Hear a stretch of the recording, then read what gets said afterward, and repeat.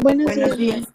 Vamos a comenzar nuestra clase del día de hoy. Ayer empezamos tema nuevo, que fue el relativo a los principios rectores del juicio de amparo, ¿es correcto? Apenas hoy lo íbamos a empezar, profesora. Ok, entonces ya no tienen alguna duda con el tema de las partes en el juicio de amparo. ¿Ya quedó claro?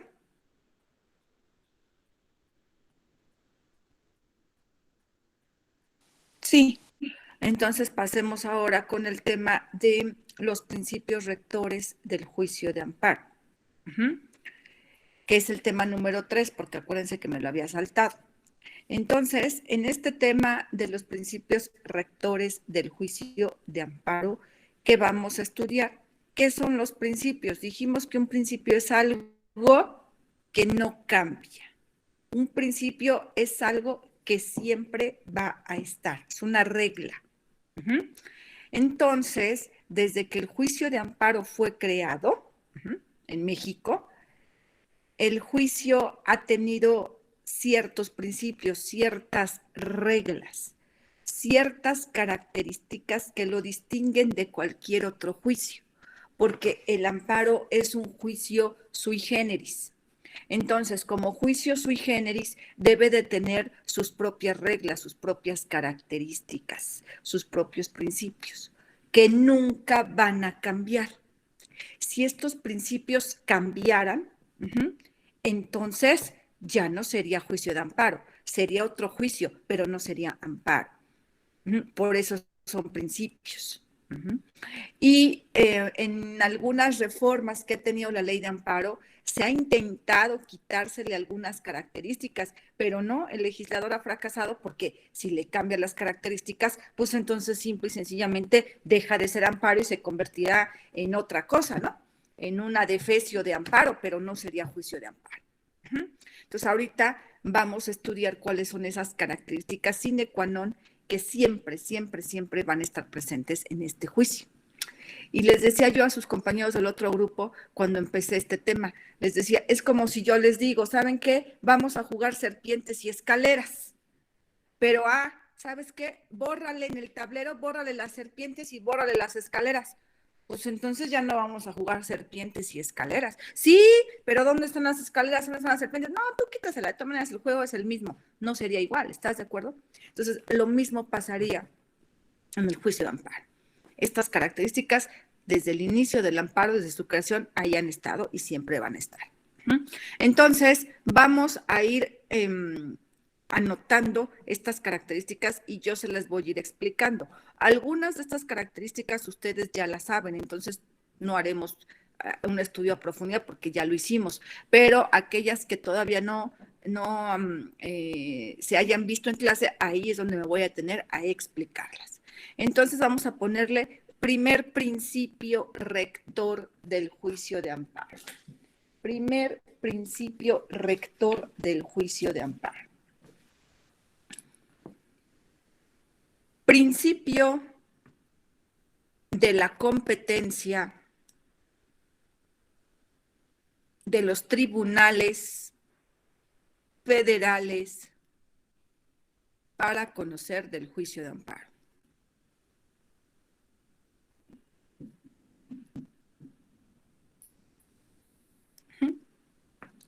¿Qué quiere decir este principio? Que el amparo es un juicio federal.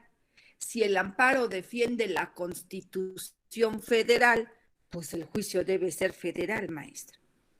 Por lo tanto, solamente se va a poder tramitar ante tribunales federales. Ajá. Ahora, ¿me pueden decir ustedes ante qué tribunales federales?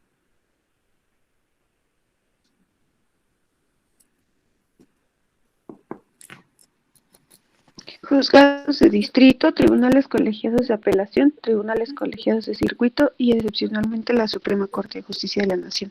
Correcto. Esos son los tribunales que van a conocer de este juicio de amparo, que es federal. Ahora, ustedes ya llevaron materia mercantil. Ustedes ya cursaron ese semestre de derecho mercantil. El derecho mercantil ¿Qué tipo de materia es? ¿Qué fuero es? Federal. Federal. Los juicios mercantiles son federales, ¿estás de acuerdo?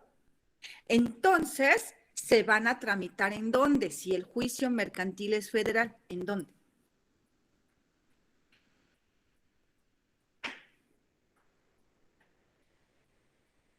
¿Qué pasó? En tribunales federales. Pues en tribunales federales. Si el juicio mercantil es federal, maestra, pues se va a tramitar entonces los juicios mercantiles en tribunales federales.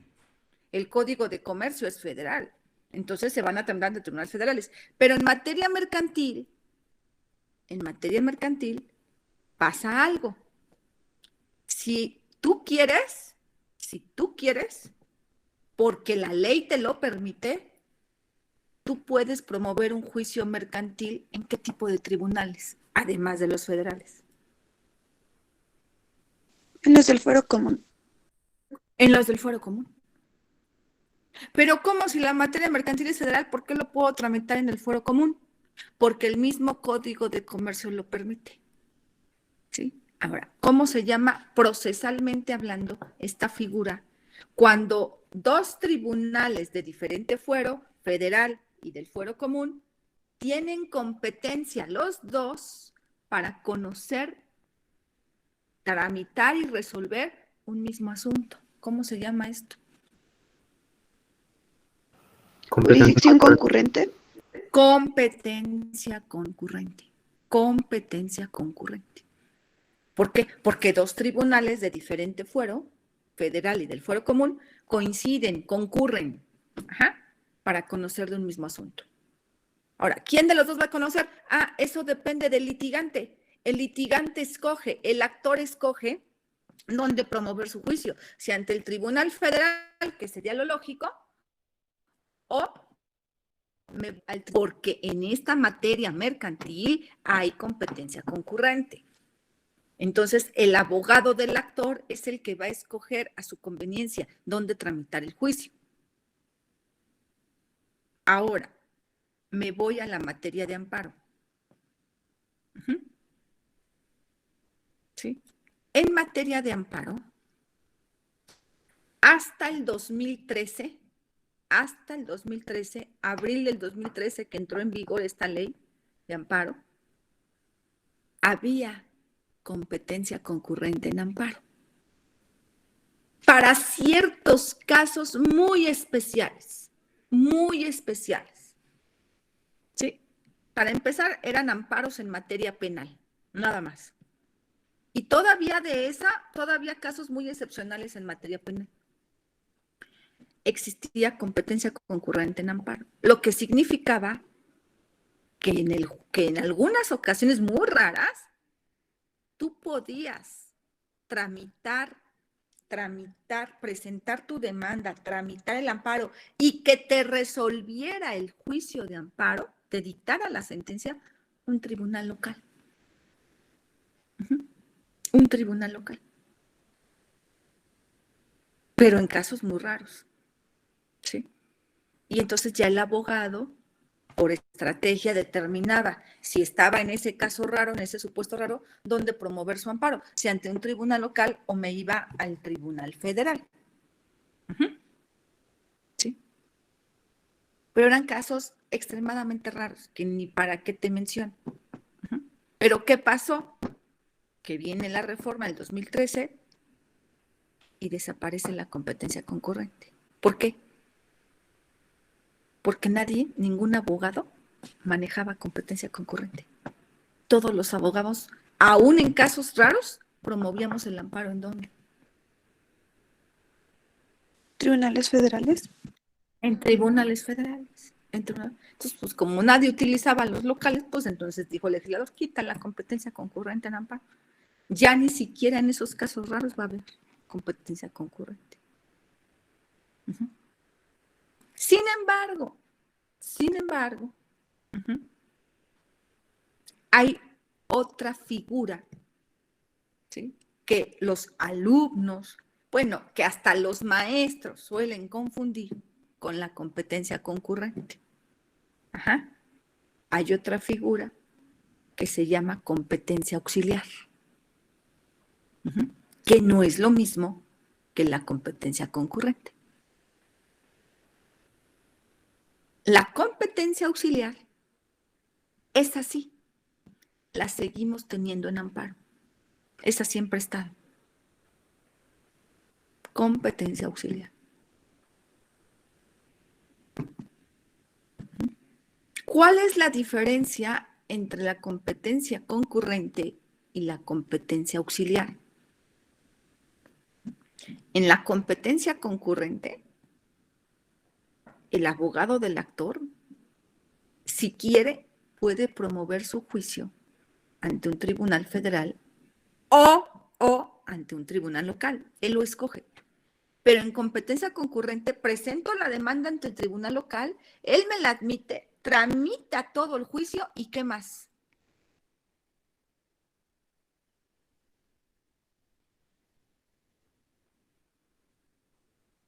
¿Y qué más?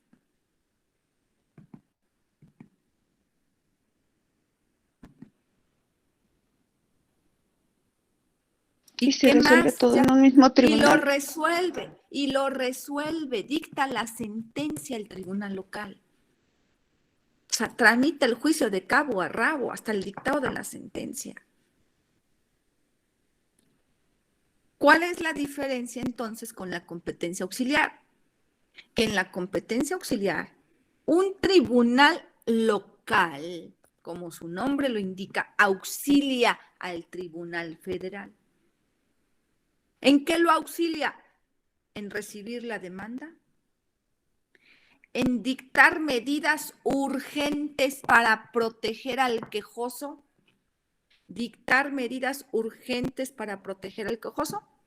y una vez que dictó estas medidas urgentes, el tribunal local remite todo ¿a dónde? ¿Al tribunal federal? Al federal, para que el federal se encargue de tramitar el juicio y resolverlo. Entonces, en competencia auxiliar, el tribunal local jamás va a resolver el juicio de amparo. Solo recibe la demanda, dictan las medidas de protección del quejoso y ya que está protegido, ahora sí lo manda al federal. Para que el federal tramite el amparo y dicte la sentencia al federal. ¿Sí? Por eso el tribunal local nada más le ayuda, le auxilia al federal. Por eso es competencia auxiliar, es una ayuda. Eso es competencia auxiliar. ¿Cuándo se da la competencia auxiliar? Cuando el quejoso necesita una protección urgente y en el lugar donde está el quejoso no existe tribunal federal. Si no existe tribunal federal, y está en peligro la vida, está en peligro la libertad o está en peligro la integridad física de una persona y la persona le urge solicitar un amparo para proteger su vida, su libertad, su integridad física, le urge, y en el lugar donde se encuentra no hay un tribunal de amparo, entonces la misma ley de amparo dice que el quejoso puede ir a cualquier tribunal local, al más cercano, que sea local, y ante él presentar la petición de amparo, la demanda de amparo, y que este tribunal local le dicte las medidas de protección al quejoso, y ya protegido, ahora sí el tribunal local lo manda al tribunal de amparo que corresponda, al federal.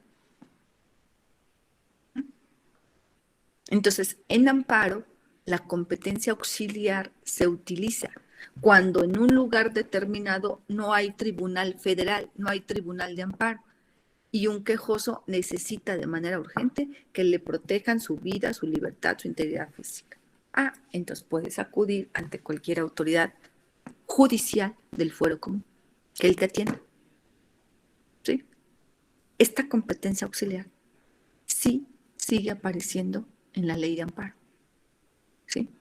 Y para ello vamos a leer, ¿sí?, el artículo primero es más, de la ley orgánica del Poder Judicial Federal, o vamos a leer, me parece que es, déjame traer mi ley de amparo, el 30 y tantos de la ley de amparo. A ver, vámonos al artículo primero de la ley orgánica.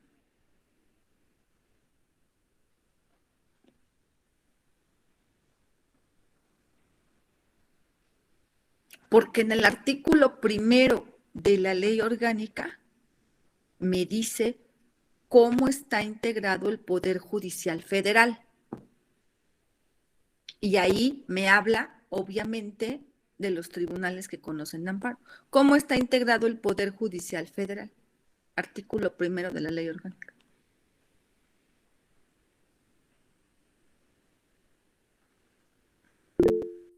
Adelante, Andrea. Sí, profesora. Artículo primero.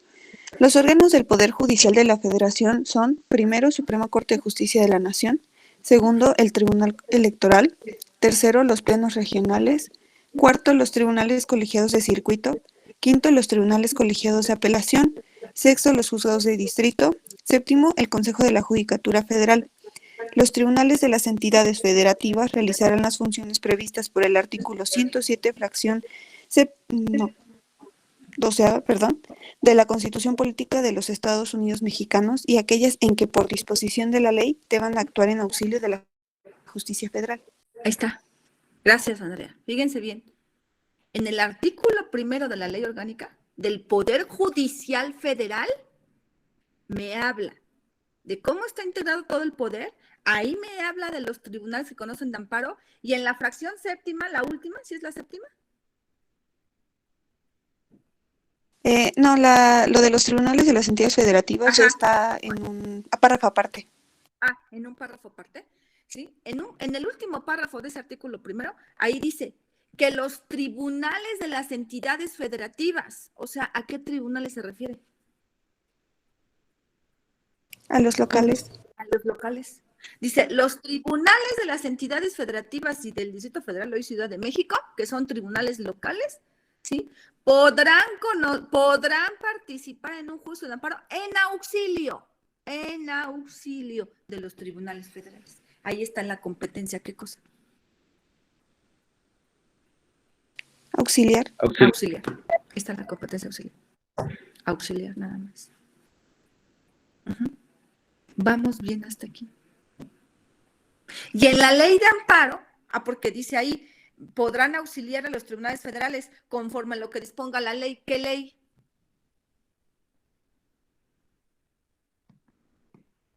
La ley de amparo. La de ley de amparo. La ley de amparo. Entonces nos tenemos que ir a la ley de amparo, artículo 30 y tantos, no tengo aquí mi ley a la mano, y ahí te dice en qué casos un tribunal local va a auxiliar a quién. ¿Al Tribunal Federal? Al federal. Sí, y ahí te dice que lo va a auxiliar cuando en el lugar no haya qué cosa. Tribunales federales. Tribunales federales de amparo, y al quejoso le urge una medida apremiante porque el acto de autoridad le afecta su vida, su libertad, su integridad física, y quiere que lo protejan rápidamente, y entonces no tiene tribunal federal de amparo cerca, entonces puede ir ante cualquier autoridad judicial del fuero común más cercana. Ahí presenta la demanda de amparo, este tribunal local le dicta las medidas de protección urgentes, después vemos cuáles, y después ya lo protegió, después manda todo al Tribunal Federal para que el Tribunal Federal tramite todo el juicio de amparo y lo resuelva. Entonces el local únicamente, ¿qué hizo? ¿Auxilio al Tribunal Federal? Auxilio, así es. ¿Dudas hasta aquí? Profesora, ¿no es el artículo 38? Bueno, eso creo. A ver, mi vida, de la es ley que de no tengo amparo. mi mano, no tengo aquí a mi mano la ley de amparo. A ver, ¿me puedes leer el 38, mi vida? Sí, dice, es competente para conocer el juicio de amparo indirecto que se promueva contra los actos de un juez de distrito, otro del mismo de la misma distrito naturaleza. Ajá. y especialización en su caso. Ajá. Y si no lo hubiera, el más cercano dentro de la No jurisdicción. es ese, porque aquí te habla de qué jueces. ¿De qué jueces te habla el 38? Del distrito. El distrito. ¿Y los jueces del distrito qué son? Ah, sí, son locales, ¿no? ¿Los de distrito son locales? Ah, no. ¿Los Federales. jueces de distrito, Diego, Federales, son perdón. locales? No, pues son federales, entonces nada que ver. A ver, Andrea, adelante. Es el artículo 33, me A parece. ver, Dice ¿qué que dice? son competentes para conocer el juicio de amparo. 1, la Suprema Corte de Justicia de Ajá, la Nación. ajá. 2, los tribunales colegiados de circuito. Los tribunales colegiados de apelación, los juzgados de distrito y, fracción quinta, los órganos jurisdiccionales de los poderes judiciales de los estados y del Distrito Federal en los casos previstos por esta ley. Bueno, ahí me dice que los tribunales locales, ¿no? También pueden conocer de amparo. Sí, pero no te dice en qué casos. Necesito el artículo que diga, en aquellos lugares donde no haya, que no haya. Tribunales Tribunales federales. federales. Tribunales federales, los tribunales locales podrán auxiliar. Ese es el artículo que yo quiero.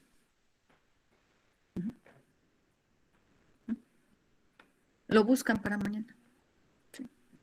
Bueno, vámonos hasta aquí. Entonces, te explico esto para que no te confundas, porque el primer principio, la primera regla es que del juicio de amparo. Pero maestra, entonces, ¿por qué en el artículo primero de la ley orgánica y en el 33 de la ley de amparo me habla de tribunales locales cuando están auxiliando a quién? Al federal. Por eso se los aclaro. No porque vayan a resolver el amparo, sino porque auxilian. ¿Hasta aquí alguna duda?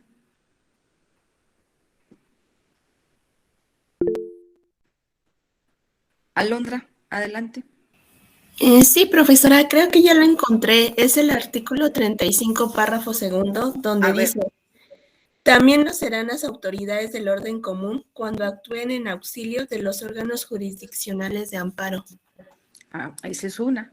Ajá, ese es el 35, párrafo segundo. Pero hay otro artículo donde te dice, en los lugares donde no haya juez de distrito y se trate de estos actos, el quejoso podrá promover su amparo y te dice incluso lo que tiene que hacer la autoridad local en auxilio. Por ahí hay otro artículo. Entonces está el 33, el 35, párrafo segundo. Pero hay otro todavía que me dice qué es lo que tiene que hacer el tribunal local en auxilio del federal. Lo checan para mí. Bueno, siguiente principio, siguiente característica del juicio de amparo. Principio de la procedencia del juicio de amparo a favor de los gobernados. O sea, que el amparo es un juicio creado para que lo utilicen únicamente gobernados. Esto ya lo hemos explicado, que para que tú inicies un juicio de amparo, tú debes tener la calidad de gobernado. Y frente a ti, bueno, más bien, arriba del gobernado, ¿estar quién? La autoridad. Un órgano de gobierno facultado para emitir actos en tu persona, para crear, modificar o extinguir una situación jurídica en tu esfera jurídica. Y que estos actos sean unilaterales, imperativos y coercitivos. Entonces, para que alguien solicite amparo, necesita estar frente a una autoridad en qué tipo de relaciones.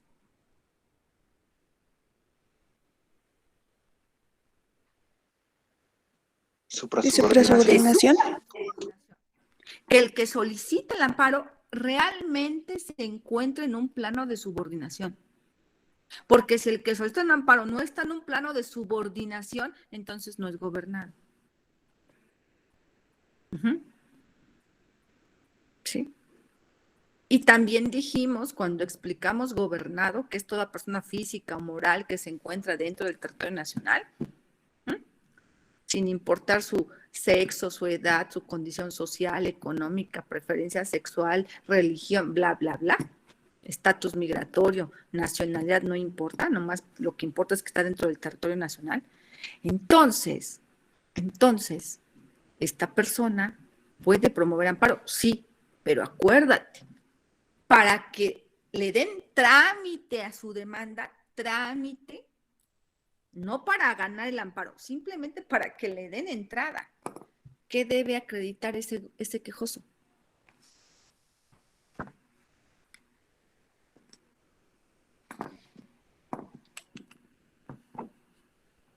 ¿Qué debe acreditar ese quejoso para que le den trámite? No para ganar el amparo, para que le den trámite. Ya lo habíamos visto cuando vimos las partes en el juicio de amparo. El interés ¿Cuál? jurídico legítimo. O legítimo. Jurídico legítimo. Entonces, si bien es cierto, el amparo fue creado a favor de los gobernados, sí, pero de aquel gobernado que en el juicio de amparo demuestre un interés jurídico o un interés legítimo, porque solamente así el gobernado demuestra. ¿Qué demuestra con el interés jurídico y el interés legítimo? ¿Qué demuestra?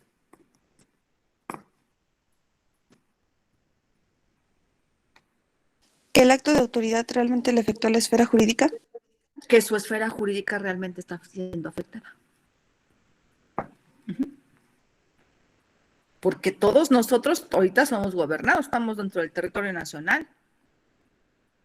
Y probablemente, ¿sí? Litsi Verónica se sienta afectada en su esfera jurídica. Se siente. Ahora, falta que realmente Litsi, ¿qué cosa? Esté afectada. Una cosa es que se sienta y otra cosa es que lo esté. Para demostrar que lo está, en el amparo tendrá que demostrar interés jurídico o interés legítimo. Porque si no, de otra manera su amparo, ¿qué cosa? No le van a dar entrada. No procede. O si se lo dan, al final le van a sobreseer el amparo. No le van a dar trámite. ¿Sí? Entonces, esta es una característica del juicio de amparo. Que no cualquier gobernado, ¿qué cosa? Lo va a poder interponer. Solo el que realmente, ¿qué? Está afectado. En su esfera jurídica. En su esfera jurídica. Le hayan quitado, modificado un derecho. ¿Quién? Un órgano de gobierno. Ese es únicamente el que puede convertirse en quejoso. No me acreditas que tu esfera jurídica está lesionada, está afectada, no me estás acreditando interés jurídico o interés legítimo, pues con la pena tu amparo se va a la basura. ¿Para qué resuelvo el amparo? Dice el Tribunal de Amparo. ¿Para qué digo que el acto es constitucional o no si no tengo nada que restituirle? ¿Por qué? Pues porque su esfera está completa. ¿Qué le voy a restituir? ¿Sí queda claro? Tercer principio.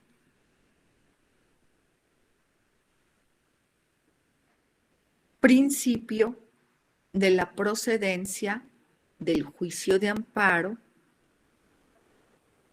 en contra de actos u omisiones ¿de quién? De la autoridad responsable. De las autoridades. De las autoridades.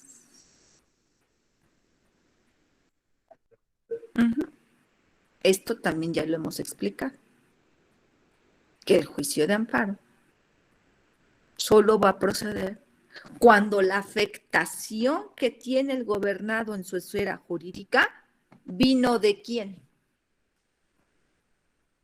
¿De una autoridad? De una autoridad. Y ustedes ya tienen perfectamente claro el concepto de autoridad. Órgano de gobierno que en facultades que le otorga la ley emite actos unilaterales, imperativos, coercitivos para crear, modificar o extinguir un derecho del gobernado. Entonces, para que tu amparo también le den entrada, lo tramiten, debes de fijarte que tu cliente, no obstante que tenga su esfera jurídica afectada, debes de fijarte como abogado, como abogada, que la afectación venga de un órgano de gobierno. venga de una relación de ¿qué dijimos? De subordinación. De supra a subordinación. Porque si la afectación de la esfera jurídica de tu cliente no viene de un órgano de gobierno, entonces te estás equivocando al promover ¿qué cosa? ¿El amparo? El amparo. ¿Por qué? Porque la afectación de tu cliente no viene de un órgano de gobierno, viene de otro gobernado. Entonces, la vía, ¿qué cosa? No es la de amparo.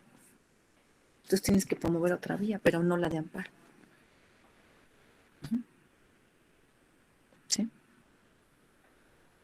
Entonces, tercer requisito para que el amparo prospere, que la afectación de la esfera jurídica del gobernado realmente provenga de un órgano de gobierno, en una relación de supra a subordinación. Si no, el amparo no se cumple con este principio y entonces el amparo no, si lo admiten, después lo van a sobreseer o a lo mejor ni te lo admiten. Como por ejemplo, la semana antepasada, que a mí presenté una demanda de amparo y me la desecharon, bajo el argumento que contra quien promovía el amparo no era, ¿qué no era? Una autoridad. No era autoridad para efectos del juicio de amparo y que me la desechan. Mañana les cuento este chisme. ¿Sí? Hasta mañana, bonito día. Gracias igualmente.